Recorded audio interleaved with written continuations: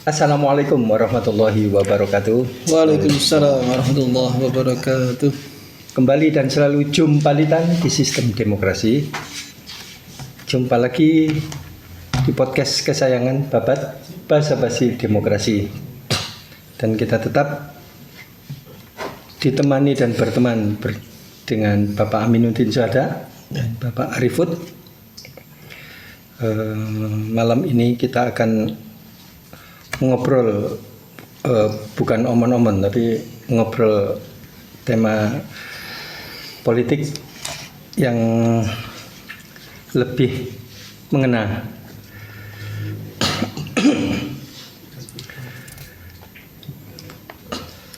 Tema malam ini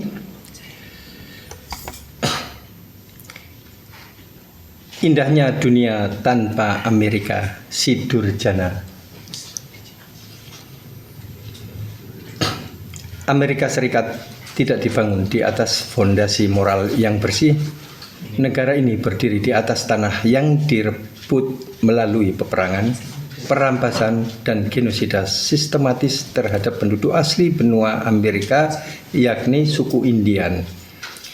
Sejak kolonialis Eropa datang pada abad 16 hingga berdirinya Amerika Serikat pada akhir abad 18, suku-suku Indian mengalami pembantaian massal, pengusiran paksa, serta pemusnahan budaya. Fakta ini bukan sekedar narasi ideologis, melainkan kesimpulan akademik yang diakui luas.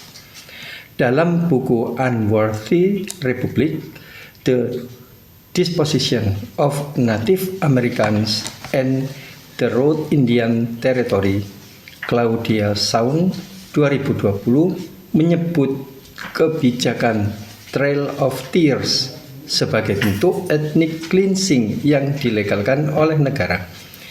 Sementara Bound of America, the transportation of British convict to decolonize 1718 hingga 1775, karya Roger Ecrich mengungkap bahwa Inggris membuang sekitar 50.000 narapidana ke wilayah Amerika berdasarkan Transportation Act tahun 1717. Sejak kelahirannya, Amerika membawa warisan kekerasan yang tidak pernah diselesaikan secara etnis dan historis. Ini dikutip dari www.google.com.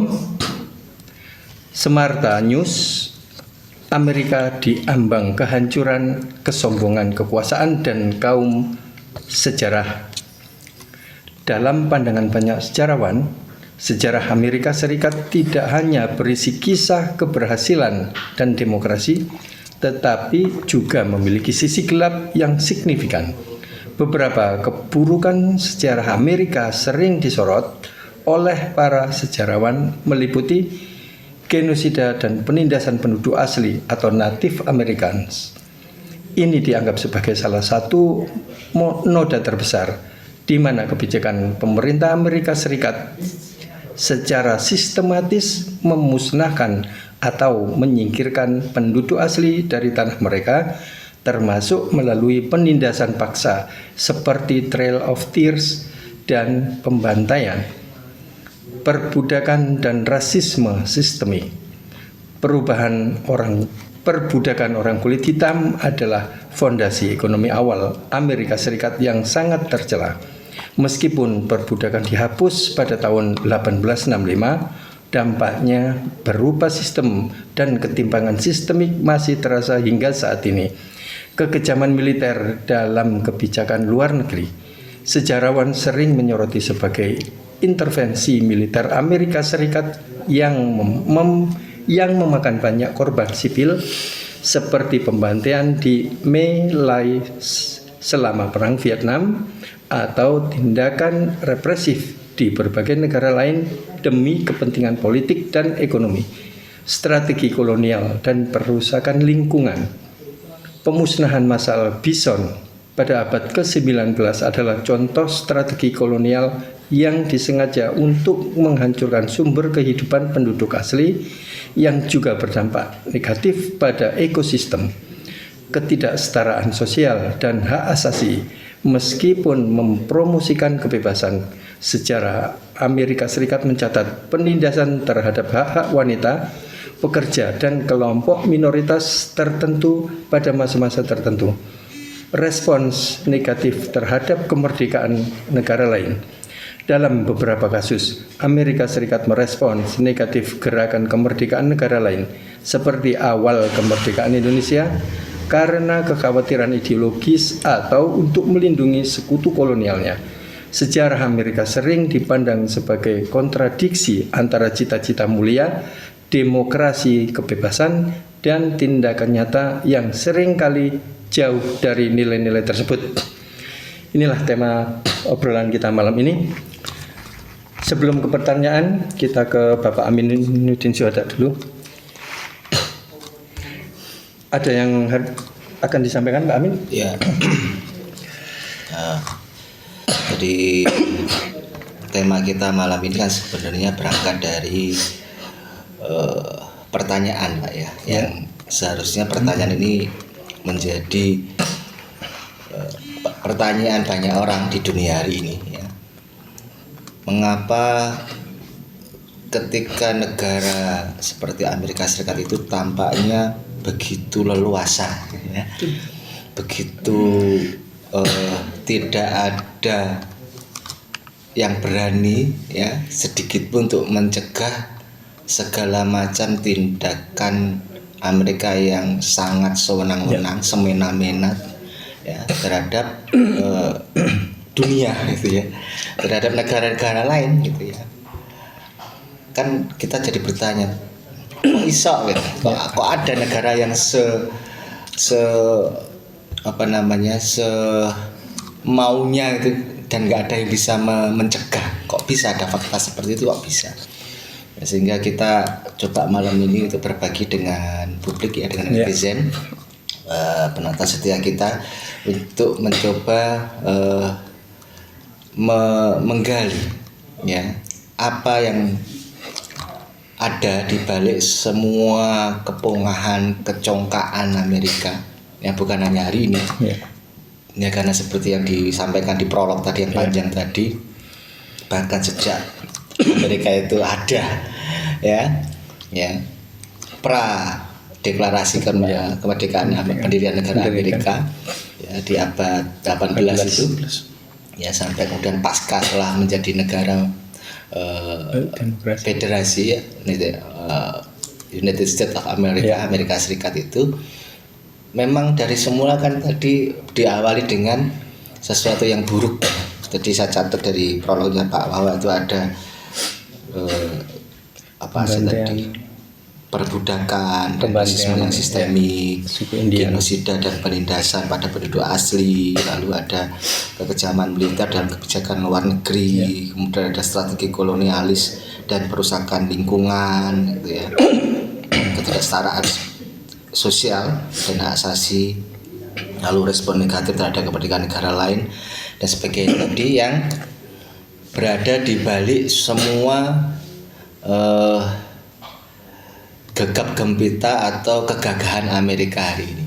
Ya, soalnya kan kita mungkin fokusnya kepada kesadaran publik, ya, terutama ini generasi milenial maupun Gen Z atau Alpha yang lahir di era 20-30 tahun terakhir ini, ya, yang melihat Amerika itu kan seringkali hanya terpesona dengan segala kemajuannya, ya, kemajuan teknologinya, terus kemudian kemajuan dari bidang entertainnya, ya, film, musik, olahraga dan sebagainya. Tampaknya ukuran paling top di dunia ini adalah Amerika. Tapi di sisi lain juga publik melihat ini kerusakan yang ditimbulkan oleh Amerika, ya. Dia terlibat di banyak kudeta militer, berada di balik berbagai macam konflik sektarian, ya, yang kemudian berujung pada pecahnya satu negara, berujung tumbangnya seorang penguasa di sebuah negara dan sebagainya, sampai kemudian hari ini kita melihat betapa songongnya Amerika terkait dengan agresi atau invasinya dia ke Iran, atau mungkin betapa Amerika itu seperti menutup mata dan telinga untuk terus mendukung Israel, ya, menggenosida rakyat Palestina itu, dan dunia tidak berdaya. Ya. Maka kita berbagi, kenapa Amerika kok jadi sebegitu rupa jahatnya gitu. Ya. Kita bilang si Durjana. Ya. Durjana. Itu mungkin konteksnya. Jadi nanti tolong yang melihat ini dari awal jangan pindah ke channel yang lain. Tonton sampai selesai biar tahu akar masalahnya, sehingga nanti bisa menentukan sikap terhadap Amerika ini secara keseluruhan gitu. Ya. Gitu, Pak. Oke, terima kasih Pak Amin. Ngomong-ngomong tadi di prolog itu ada pembantaian atau genosida penduduk asli, yaitu suku Indian. Nah, itu saya teringat membaca novel Karl May. Yang di situ ada tokoh Winnetou, ada beberapa tokoh-tokoh atau suku-suku Indian. Jadi Winnetou itu dibantai dan suku-sukunya itu dimusnahkan karena pembangunan rel kereta api. Karena itu ada SDA di sana, emas dan sebagainya. Terus ada juga pasti di balik perlawanan suku Apache itu pasti ada pengkhianat. Ada suku yang disebut suku Sioux. Nah, itu berpihak pada pada kolonial, pada penindas dan sebagainya. Yang diadu domba dengan suku Indian lain. Iya, betul, diadu domba. Nah, ini juga lucu. Amerika itu sisi lain membantai suku Indian. Tapi sisi lain produk vehicle atau produk teknologi otomotifnya itu nama Indian, ya? Iya, salah satunya Cherokee.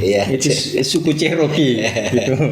Terus kalau dari sisi musik, nah ini juga lucu. Tadi dikatakan bahwa ada perbudakan orang kulit hitam, mulai itu dipedili dan sebagainya. Akhirnya mereka berkreasi. Tidak mampu melawan mereka melawan hanya lewat nada, lewat musik. Muncul musik blues. Terus berkembang lagi, hip hop, rap, jazz, muncul jazz. Dan lucunya musik dan musik itu diklaim ini asli Amerika. Ini juga lucu, dan sampai sekarang festival jazz terbesar itu setiap tahun diselenggarakan di New Orleans. Itu seluruh dunia berkumpul di sana, para musisi-musisi jazz. Nah, mereka dengan bangga ini asli musik Amerika. Kelihatannya penjajah kan gitu, Pak. Ngaku-ngaku ini tanahku padahal bukan. Ini hartaku padahal nyolong. Ini pokoknya semuanya ini milikku padahal semuanya hasil merampas. Hanya ngaku-ngaku. Penjajah itu kan ngaku-ngaku. Bukan miliknya diaku-aku. Padahal Amerika itu juga pernah dijajah Inggris dan perang habis-habisan melawan Perancis. Ada filmnya dan mungkin Pak Arifud ada tambahan insight atau opini tentang tema malam ini, Pak Arifud, tentang Amerika si Durjono. Bahasa Jawa Durjono. Tadi saya mungkin agak berbeda dengan Pak Min masalah yang Gen Z tadi. Sebenarnya kalau masalah Gen Z ke atas, saya kira untuk masalah mereka lebih terbuka ketimbang milenial ke bawah.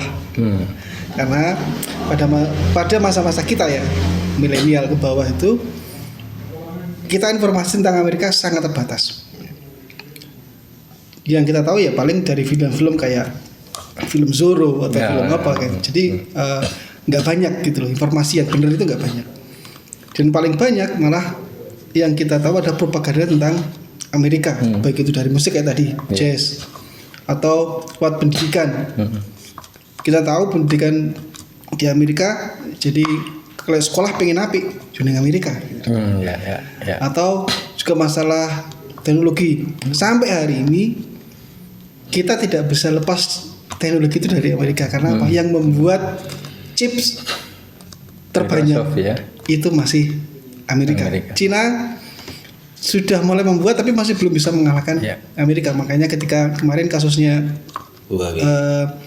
Huawei itu juga ini masalah ini. Terutama masalah mungkin orang-orang sekarang tahunya GPU ya, jadi RAM. Itu sudah Cina nggak boleh ngambil RAM dari ambil dari Amerika. Jadi mereka sudah bikin sendiri dan itu ya jelas mereka akan telat gitu lah. Tapi akhirnya juga akan bisa. Nah, ketika itu sudah di stop, mungkin akan banyak banyak perangkat yang sekarang ini akhirnya kayak komputer ya, terutama yang baru-baru ya. Kalau yang rakitan yang lama-lama mungkin nggak pengaruh. Tapi yang baru-baru harganya melonjak gara-gara tadi di stop sama Amerika. Nah, ini masih dari sisi teknologi ya tentang Amerika. Ini kan orang-orang kayak tadi orang-orang zaman kita sampai ke bawah itu kan kita ngelihatnya Amerika itu kayak gini. Makanya ketika kita ngobrol sama orang yang nggak ngerti Pak, makanya kayak kasusnya contoh ya kemarin kayak si Abu Janda Abu Janda ngomong api Amerika akan banyak yang setuju gitu loh. Karena apa? Ya mereka ngelihatnya Amerika itu seperti itu. Tanpa Amerika Indonesia apa bisa merdeka? Kan taunya ya di meja bundar ya saat itu ya. Ini kan memang ada campur tangan Amerika di situ gitu. Tapi kan kita nggak ngelihat bar meja bundar ini keputusannya apa aja kan gitu loh. Makanya orang-orang di bawah ini ya, di bawah milenial itu ngelihatnya Amerika yo wah apik tenan Pak. Sampai hari ini coba yang jenengan mungkin ini ya merasakan mungkin yang tour guide ya. Tour guide mungkin ya nggak terlalu pengaruh, tapi yang bukan orang tour guide ketika melihat orang bule saja, bukan orang Amerika, orang bule aja, pandangan mereka gimana? Kan sudah lain. Itu orang yang biasa. Contoh kayak ini yang juga agak miris ya dengan negara kita, kayak kasusnya Pertamina gitu. Pertamina kemarin yang tadi atau kemarin yang setelah ditelepon sama kru dari kapal lain tentang kru Pertamina yang belum berangkat itulah kapal tanker. Itu kan ternyata seluruh krunya dari India. Full India. Kebanyakan India. Nah, ternyata dulu seingat saya itu Pertamina itu pernah kecolongan. Kecolongan apa? Dia memakai seorang ahli itu mengebor lepas pantai dan ternyata seorang ahli itu bukan ahli dalam bidang itu, dia adalah seorang koki. Lah kok bisa gitu loh. Berarti kan gini, pandangan kita terhadap orang asing ya, apalagi orang Amerika. Kita masih memandang wah gitu loh. Masih sangat-sangat pokoknya bahasa Inggrisnya wapi, pemanah itu ke Amerika. Ya sudah. Pasti akan bayangan mereka pinter banget gitu. Walaupun aslinya ya padha wae saja. Ya mungkin itu terkait mental itu ya. Ketika kita ndelok Londo itu wis disobyo-sobyo. Kulit putih itu disobyo-sobyo. Dan menguat bahwa kita itu negara ketiga, sebutan kita negara ketiga itu yang jadi tambah rendah diri. Itu makanya kan sampai hari ini gitu. Oke, terima kasih Pak Arifud. Ini ke pertanyaan Pak Amin. Ini pertanyaan pertama. Apa faktor utama Amerika bisa menghegemoni atau menjajah dunia sampai hari ini? Sebelum ke faktor utama kan itu tadi ya, bukti keberhasilan hegemoni Amerika itu ya tadi adanya persepsi umum, adanya asumsi ataupun opini umum dari masyarakat dunia, bukannya Indonesia, dari masyarakat dunia bahwa yang terbaik itu adalah Amerika. Teknologi senjata Amerika, teknologi digital atau komputer Amerika. Bahkan pasca Perang Dunia Kedua itu Amerika berlomba-lomba ya dalam konteks perang dingin dengan Soviet itu membangun teknologi atau mengembangkan teknologi luar angkasa ya, duluan sampai ke bulan seterusnya. kemudian otomotif ya paling bagus Amerika, bahkan olahraga semua diklaim oleh yang direktur Amerika. Meskipun kalau sepak bola enggak ya. Football. Iya. Artinya soccer. itulah keberhasilan Amerika menciptakan persepsi bahwa dialah segalanya. Gitu.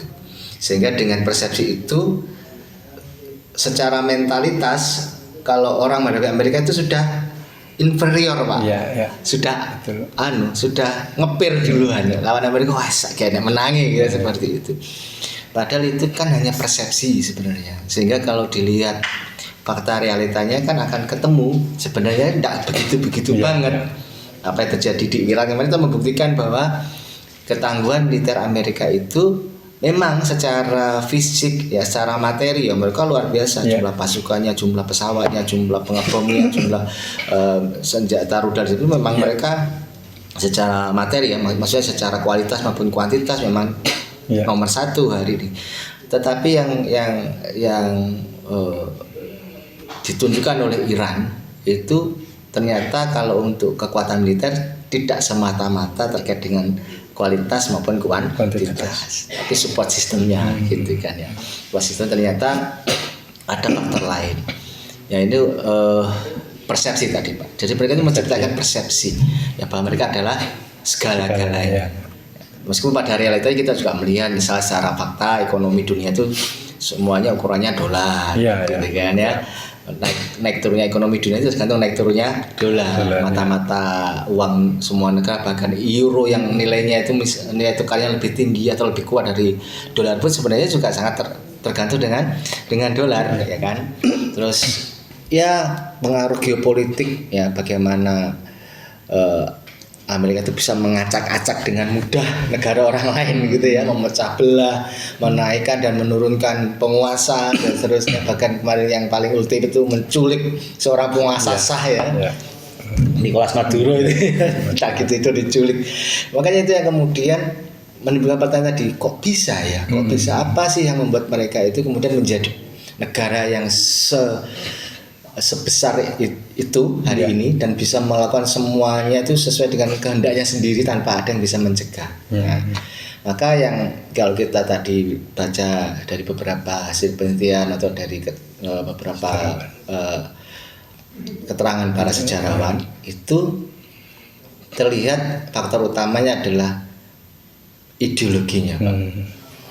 Jadi mereka itu punya ideologi, yang dari ideologi itu dia memiliki visi ke depan negaraku itu mau tak jadikan negara seperti apa. Nah, ketika dia sudah punya visi ke depan, maka dia langsung merumuskan langkah-langkah strategisnya sesuai dengan misi ya, dan visinya. Jadi visinya apa? Misalkan menjadi negara dengan kekuatan militer terbesar, negara penguasa teknologi luar angkasa, negara penguasa energi dunia, dan nah, sehingga semua strategi politiknya, baik yang di dalam negeri maupun politik luar negeri itu dibangun, dirancang, ya, dikonsep, didesain berdasarkan visi misi ini, gitu loh Pak. Ini yang menjadi kekuatan dia. Ya, dari sejak awal dia itu sudah mendeskripsikan dirinya sebagai penguasa dunia, sehingga dia akan merumuskan berbagai macam strategi, cara, taktik dan sebagainya untuk bisa mewujudkan visinya itu. Ya, maka kalau kita melihat kenapa hari ini dolar itu menjadi barometer keuangan dunia, itu kan tidak dalam waktu hitungan hari atau mudah seperti membalikkan telapak tangan, tapi itu kan sudah dirancang oleh Amerika sedemikian rupa sehingga pasca Perang Dunia Kedua itu dolarlah yang menjadi ukuran ekonomi dunia. Kan mungkin kisah singkatnya kan setelah Amerika itu pada akhir-akhir fase Perang Dunia Kedua itu terlibat ya karena Pearl Harbor dibom oleh Jepang. Nah, kemudian akhirnya Amerika terlibat langsung dan berujung dengan menjatuhkan 2 bom atom di Nagasaki dan Hiroshima. Itu menjadi momentum berakhirnya Perang Dunia Kedua. Artinya Perang Dunia Kedua itu akhirnya dimenangkan oleh sekutu dan dibantu oleh Amerika. Pemenangnya memang sekutu, ya, Inggris, Prancis, Uni Soviet, Rusia dan sebagainya.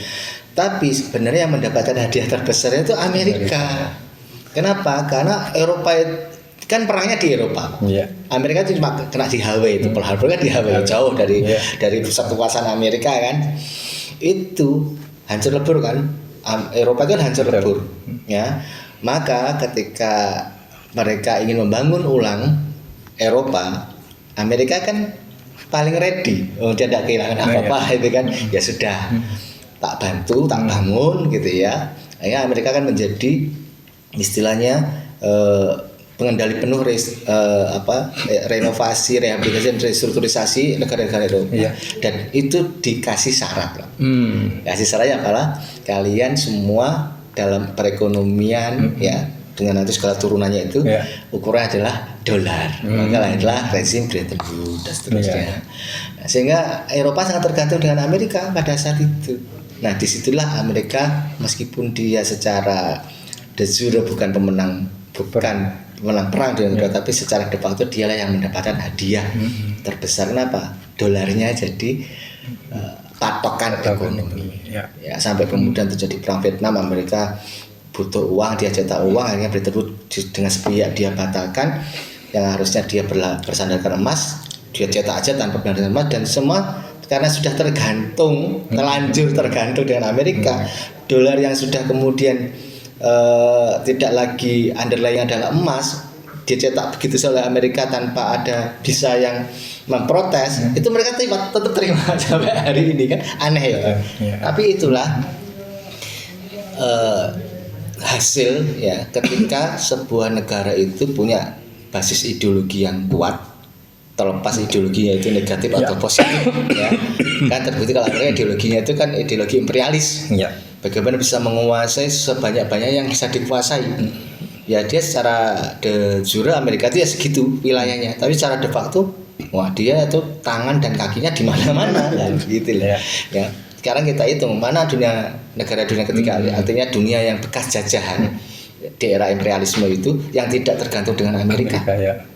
Ya kan? Betul. Ya. Jadi itu Pak, basis ideologi yang kuat. Kemudian dengan berbasis ideologi dia memiliki visi yang jelas, lalu dia menentukan visi-visi yang tegas, yang kemudian secara istiqomah ya istilahnya, secara konsisten dia perjuangkan, dia tidak berbelok sedikit pun dari visi misi itu.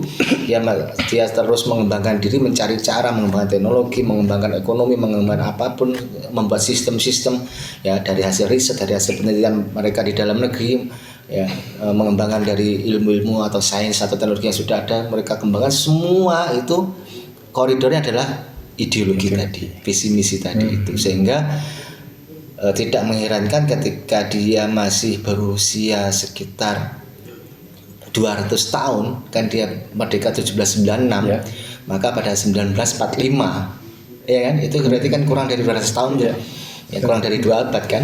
Dia berhasil menjadi negara super power, dan bahkan sejak era runtuhnya sosialisme komunis yaitu Soviet, yaitu awal tahun 90 sampai hari ini, artinya sekitar hampir 30 tahun setelahnya ya, atau setelah lebih dari 30 tahun 1991 kan Soviet itu runtuh, itu dia berhasil menjadi satu-satunya super power.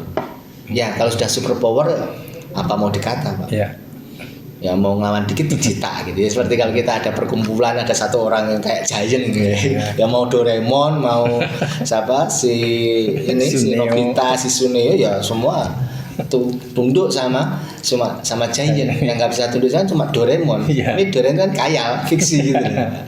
Artinya memang faktor ideologi Pak. Faktor ideologi lah yang membuat Amerika itu sampai hari ini menjadi super power. Terlepas bahwa faktanya kita melihat ideologi Amerika itu ideologi yang jahat, tapi itulah barangkali membuat Amerika itu kokoh sebagai penguasa dunia hari ini.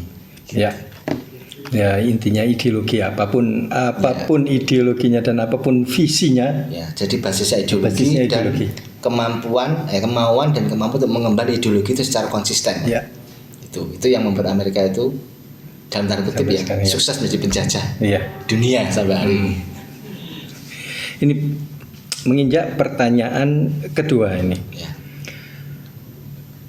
mengapa dunia Islam hari ini tampak begitu tidak berdaya menghadapi penjajahan Amerika? Ya itu antitesanya.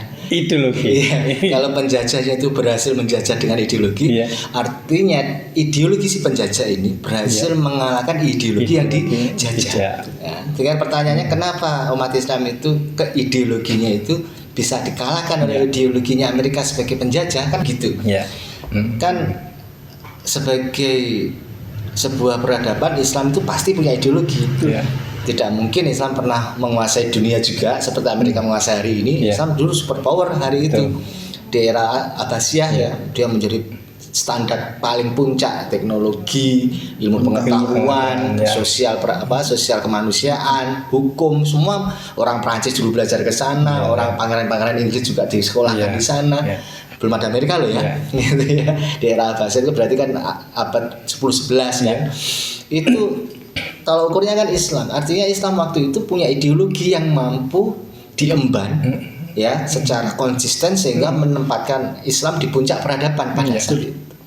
Dan jawabannya tadi, ketika ideologi nggak lagi dipegang, tidak ada lagi kemauan yang kuat dan melemahnya kemampuan mengemban ideologi atau menjalankan kehidupan sesuai dengan visi misi ideologi Islam, di saat itulah kemudian kaum muslimin melemah sampai kemudian benar-benar hancur dan dikuasai oleh penjajah yang memiliki ideologi dan konsisten menjalankan ideologi.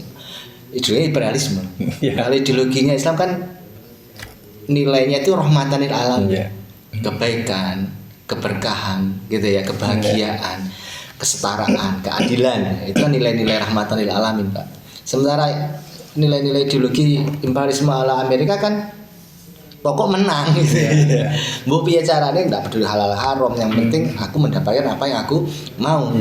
Kan seperti itu. Sehingga pertanyaan besarnya adalah mengapa umat Islam itu tidak mampu memegang erat ideologi yang dulu pernah menjadikan mereka sebagai puncak peradaban dunia.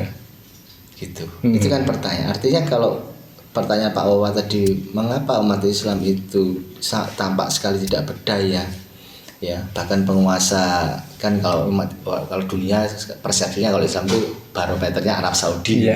Kalau penguasa de facto-nya hari ini Muhammad bin Salman dikata secara terang-terangan di depan publik di sebuah acara resmi kenegaraan dibilang mencium pantatnya si Trump, itu aja nggak ada respon apa-apa ya kan. Kok bisa sampai sehina itu? Ya karena umat Islam itu tidak lagi berpijak pada ideologi. Bukan tidak punya ideologi, pasti punya, karena sejarah membuktikan itu. Tapi tidak mau lagi berpijak memegang ideologinya. Itu. Nah, tinggal masalahnya ideologi Islam itu seperti apa, kan seperti itu pertanyaannya itu. Ini pertanyaan pamungkas, walaupun tadi sudah disinggung, tapi butuh detail. Bagaimana solusi Islam untuk bisa menghapus penjajahan Amerika atas dunia? Mas Arif dulu coba, mungkin punya ide, Pak.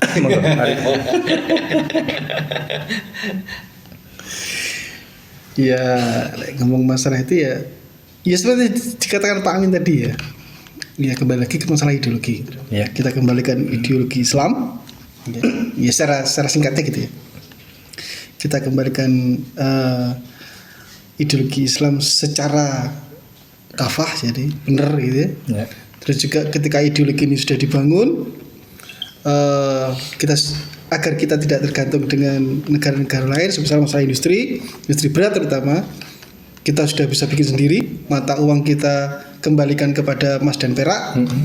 Terus juga masalah-masalah budaya, gitu ya. Kita harus bisa lepas dari budaya-budaya asing. Selama kita masih mengekor dengan budaya-budaya asing, ya sampai kapanpun kita akan susah.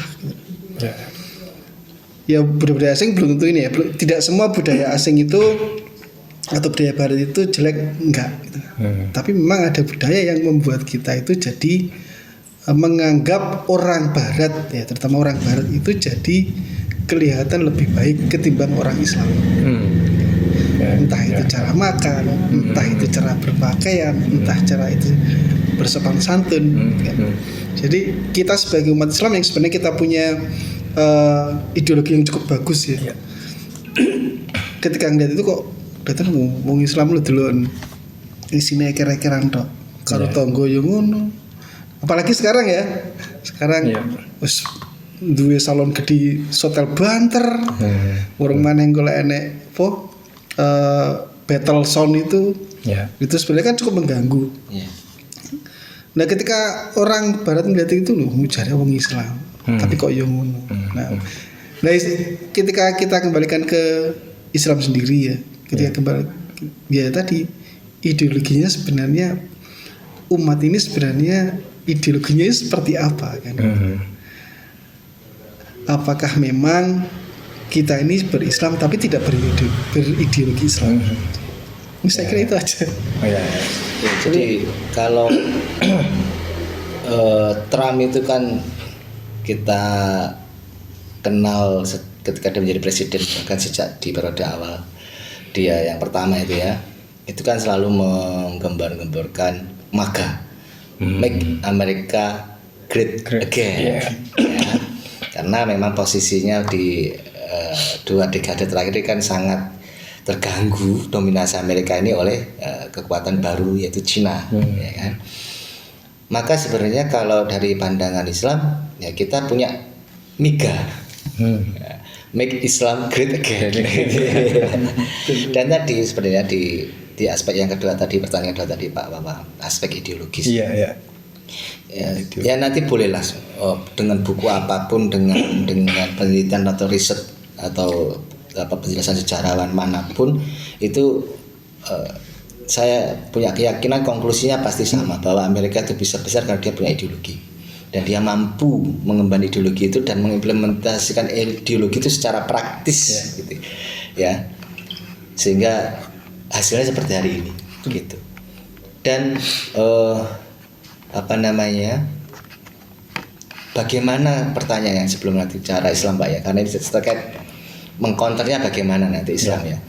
Itu kok bisa ya ideologinya Amerika itu berhasil menjadi tatanan dunia baru.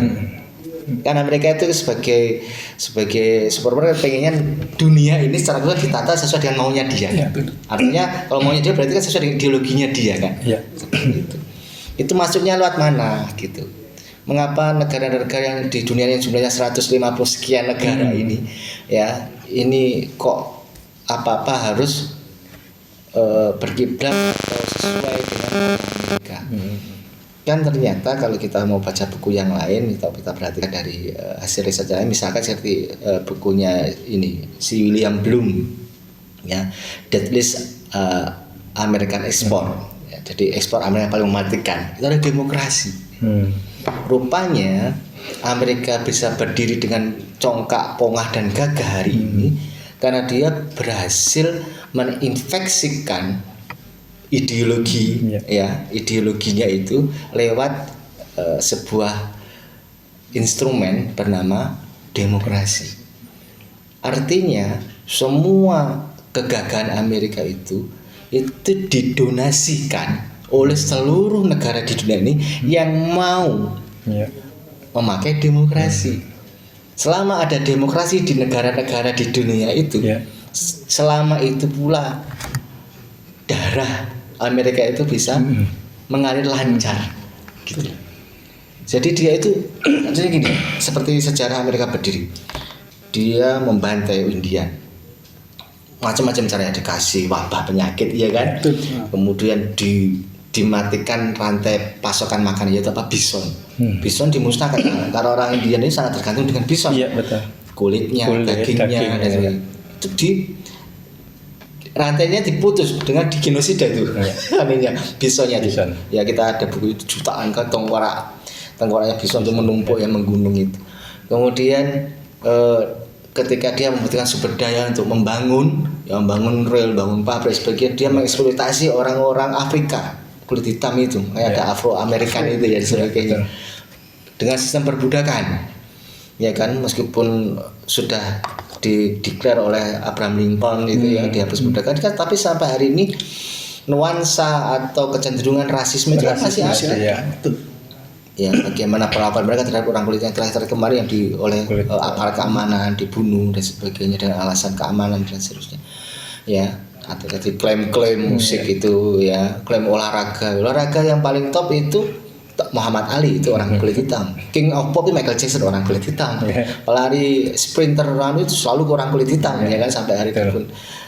Bahkan NBA, ya kulit hitam. Baseball itu orang kulit hitam. Artinya yang top di Amerika itu kulit hitam semua rata-rata ya. Atau Latino ya orang Latin. Kayak orang kulit putih itu kan penjajah. Penjajah itu kan sebenarnya pengecut karena dia itu hanya menang nekat, nggak ngerti dosa, nggak ngerti nilai-nilai kemanusiaan, dia mau membunuh. Itu aja mereka jadi penjajah kan seperti itu. Padahal di basket itu sudah disindir, white man can jump, white man cannot jump, Michael Jordan ya. Jadi apa namanya, instrumen demokrasi yang kemudian ada nilai-nilai HAM, ada nilai-nilai liberalisme yang kemudian nempel di demokrasi ini, yang diinfeksikan ke negara-negara itu dengan argumentasi atau alibi ini adalah kesetaraan, ini adalah menjamin kedamaian, menjamin prosperity ya, kesejahteraan, ini bisa menjaga kediktatoran, ini yang menjadi penangkal otoritarian penguasa dan sebagainya. Padahal sebenarnya demokrasi itu kan hanya alatnya Amerika untuk menghegemoni. Kenapa? Karena dengan demokrasi inilah Amerika itu bisa menanamkan proksi-proksinya, yaitu para penguasa-penguasa yang memang dia rekayasa secara politik maupun secara hukum untuk bisa menjadi penguasa di negeri itu, yang jadi bonekanya lah istilah sekarang itu. Kalau dia nanti menurut Amerika ya dia akan dipelihara kekuasaannya. Meskipun di situ ada pemilu berkali-kali, ada gonta-ganti presiden, ya selama presiden yang terpilih itu akan mampu mengakomodasi mereka, ya dijaga ini, tidak akan dirusuh negara ini gitu. Tapi begitu nanti presidennya itu bangkang kayak si Nicolas Maduro, ya dicomot Pak. Kalau bisa halus-halus dicomot presiden, ya kalau nggak bisa ya kayak Saddam Hussein digempur negaranya sampai habis. Ya kayak Iran hari ini nggak bisa ya dulu Iran ketika masih di Shah Reza Pahlavi atau di beberapa rezim sebelumnya, selama mereka masih mau mengakomodasi Amerika, ya dipelihara Pak. Begitu mereka sudah mulai tidak sejalan, ya digempur Pak. Ya, jadi instrumen demokrasi ini yang hari ini itu menjadikan Amerika tetap kokoh menguasai dunia. Nah, kalau demokrasi nggak jalan, baru invasi militer ya kan Pak. Dan secara halus, ini kan secara negara, secara halus itu mereka merusak rakyat di suatu negara. Dalam konteks ini misalkan kaum muslimin di negeri-negeri kaum muslimin itu dengan diekspor segala macam hal yang anti nilai. Anti nilai yang kemanusiaan, yang adil dan beradab itu Pak. Yang nggak beradab Pak, mengekspor pornografi, mengekspor LGBT, mengekspor kriminalisme dan sebagainya itu kan Pak ya, melalui film, melalui lirik-lirik lagu, melalui budaya-budaya party, pesta dan sebagainya, ya budaya gangster, sehingga sudahlah secara institusi negara itu dia cekoki dengan sistem demokrasi sehingga penguasa itu menjadi boneka dia. Secara kemasyarakatan dihancurkan nilai-nilai kemasyarakatan, sehingga masyarakat yang ada bukan lagi masyarakat yang punya nilai yang bisa mengendalikan kehidupan mereka. Apakah ini baik, apakah ini benar, apakah ini jahat, apakah ini tercela, nggak ada lagi nilainya. Ya, dengan dengan jargon-jargon materialistik. Yang penting cuan, yang penting bisa dapat uang, nggak peduli itu halal haram riba, enggak peduli. Ya, sehingga sudahlah rakyatnya dimabukkan dengan infeksi kebebasan yang tanpa batas itu, ya, sehingga norma-norma agama, norma-norma sosial, keadatan misalkan yang baik-baik itu diabaikan secara secara institusi negara. Dicengkeram dengan demokrasi, gitu. Maka kalau ditanya solusi Islam seperti apa, ya kembali kepada ideologi Islam, ideologi Islam yang kemudian mungkin hari ini gambarannya itu hilang, generasi hari ini ideologi Islam itu seperti apa, wujudnya seperti apa. Maka tugas kita adalah mengembalikan kesadaran itu mengingatkan kembali kita punya Islam sebagai ideologi. Yang dari ideologi Islam itu muncul berbagai perangkat sistem aturan. Gitu loh. Ya, yang dengan seperangkat sistem aturan itu dulu para generasi terdahulu kita mampu mencapai puncak peradaban. Ya, itu yang kesadaran itu harus kita ingatkan lagi. Kita kembalikan kesadaran itu, baru kemudian nanti kita jelaskan secara teknis. Oh, Islam itu terkait dengan teknologi itu bagaimana pandangannya, bagaimana mengembangkannya, terkait dengan hiburan itu bagaimana, terkait dengan sosial kemasyarakatan itu bagaimana, itu Islam kan sudah lengkap. Gitu loh. Nah, hari ini itu terabaikan karena masyarakat kita terperangkap oleh persepsi yang sudah muncul bahwa apa yang muncul dari Amerika, dari Barat itu yang lebih baik. Gitu. Nah, harusnya ini yang menjadi tugas utama kita, para ulama, para ustadz, para tokoh cendekiawan muslim, mengembalikan memori, bukan hanya mengembalikan memori, tapi bukan hanya bernostalgia, tapi menyadarkan pusaka yang kita punya, ideologi yang luar biasa. Jadi itu tugas kita, Pak. Contoh kecil ya, mungkin untuk gambaran praktis. Dolar itu hanya selembar kertas yang produksinya, nyetaknya itu biayanya itu hanya berapa sen gitu. Kalau saya pernah dengar itu, kalau dirupiahkan itu hanya 600 rupiah Pak untuk mencetak $1. Dan 600 rupiah ini tinggal dikasih angka berapa? Kalau $1 berarti yang nilai intrinsiknya itu hanya 600 rupiah. Kalau dikasih $1 itu kalau dirupiahkan jadi sekarang 17.000. Tambah 01 10 berarti sudah 170.000. Tambah 01 111 sudah 1.700.000. Padahal itu bikinnya sama gitu. Jadi 100.000-nya Indonesia dengan membuat $1 Amerika itu ongkos bikinnya sama. Tapi kenapa nilai ekstrinsiknya enggak sama gitu. Ini kan berarti kan penjajahan, Pak. Seperti kita masuk orang, ayo kita jelek, aku jelek, tapi aku kan kuat, Pak. Powe dengan, ngomong aku ganteng, gak ngomong ganteng tak tuwonyo. Kan saking wedine ya aku ganteng, padahal aslinya jelek lah Mas. Karena pasti ditonyo kan. Itu kan penjajahan kan begitu. Dolar pun sama. Maka Islam kan punya antitesisnya. Loh, kalau ekonomi jangan pakai acuan yang apa namanya? Yang kamuflatif seperti itu, yang tidak sesuai dengan kenyataan aslinya. Ya kalau ekonomi ukurannya misalkan untuk apa? Istilahnya moneter, ya mata uangnya yang punya nilai ekstrinsik dan intrinsik sama, yaitu emas. Atau dalam konsep Islam ada dinar dan dirham perak. Ya emas itu ya 1 gram mau ditaruh di Indonesia mau taruh di Amerika nilainya ya sama, ya emas 1 gram gitu loh. Gitu kan. Kalau mata uang fiat money itu kan $1 Amerika ternyata beda dengan $1 Indonesia, beda dengan 1 ringgit Malaysia, beda. Kalau Islam itu punya konsep mata uang emas, ya mau dipakai di mana pun emas 1 gram ya nilainya emas 1 gram. Seperti itu. Nah, maka Islam punya itu. Ya misalkan hari ini ekonomi, kenapa sih Amerika begitu perkasa ekonominya? Karena mereka itu menyerap semua uang di dunia itu diserap ke pasar keuangan Amerika. Gitu ya, dengan segala macam, wah sekarang canggih ya sistem keuangan itu buatan mereka sendiri kan, buatan mereka untuk apa? Terus menyerap kekayaan dunia dalam bentuk uang itu untuk semua bermuara ke Amerika sehingga uang saat ini gak kebagian duit gitu. Maksudnya nilainya, kalau duit tapi gak ada nilainya kan percuma Pak, gitu loh.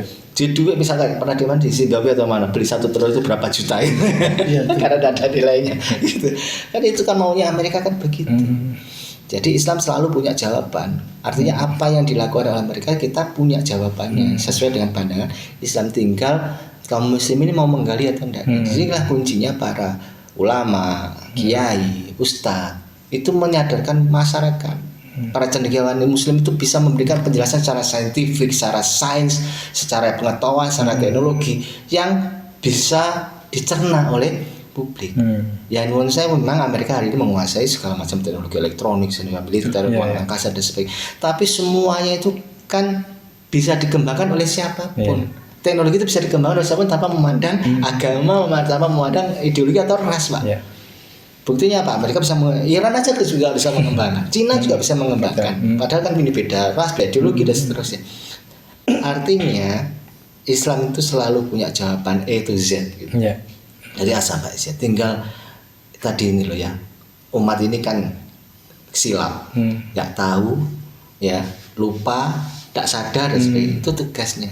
Maka kalau Islam ditantang untuk bisa mengalahkan Amerika, kita terima tantangan itu dengan syarat beri kita kesempatan untuk kembali mengingatkan kesadaran publik.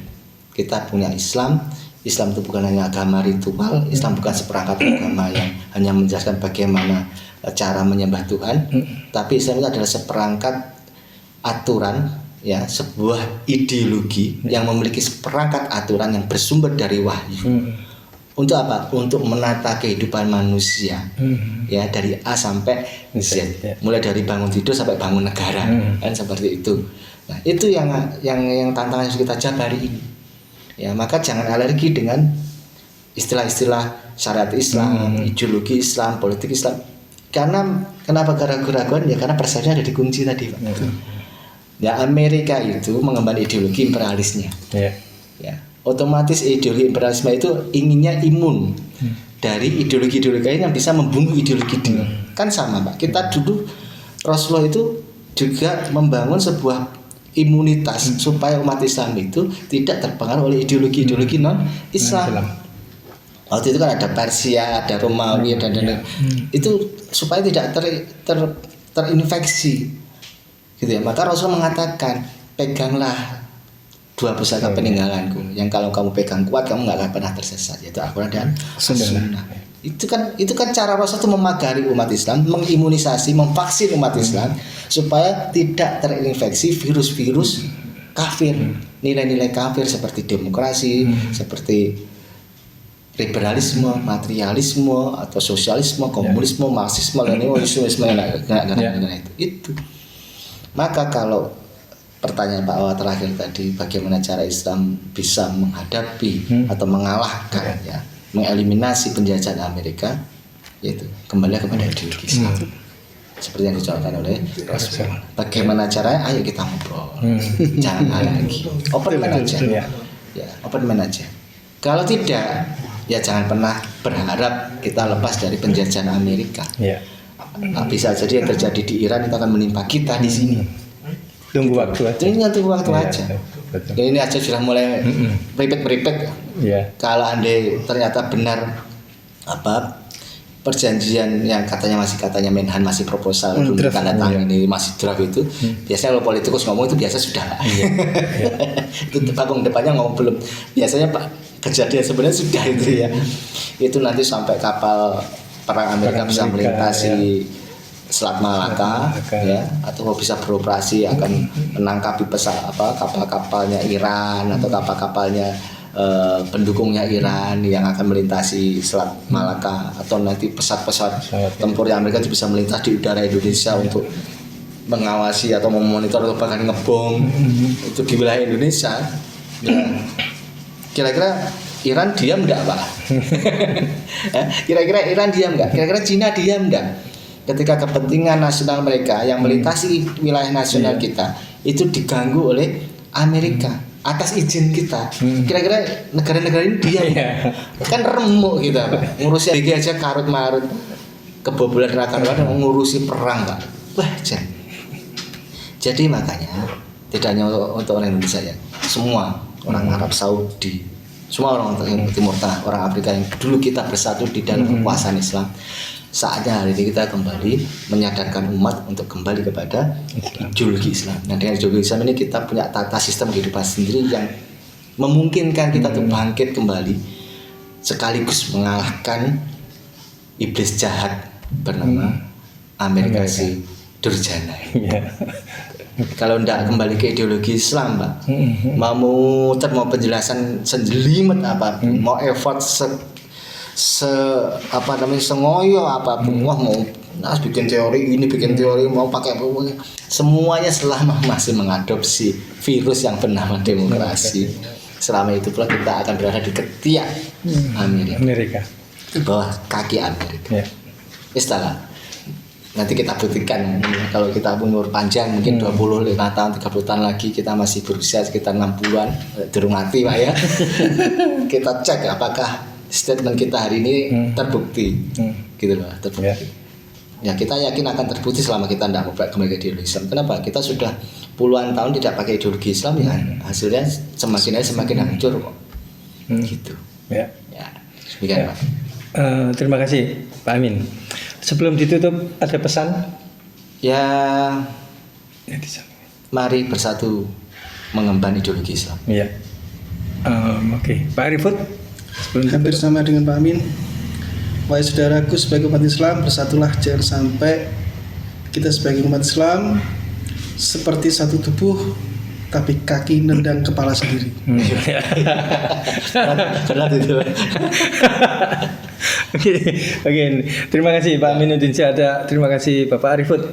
Oke, netizen dan netizen, ikuti obrolan serius kami di kelas politik Babat Bahasa Basi Demokrasi, dan apapun aktivitas Anda atau netizen-netizen sekalian, memulailah mewarnai aktivitas Anda dengan memahamkan atau paham dengan politik, karena buta yang membahayakan adalah buta politik.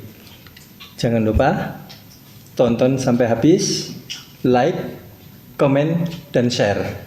Kita ketemu pekan depan. Sekian, assalamualaikum warahmatullahi wabarakatuh. Waalaikumsalam.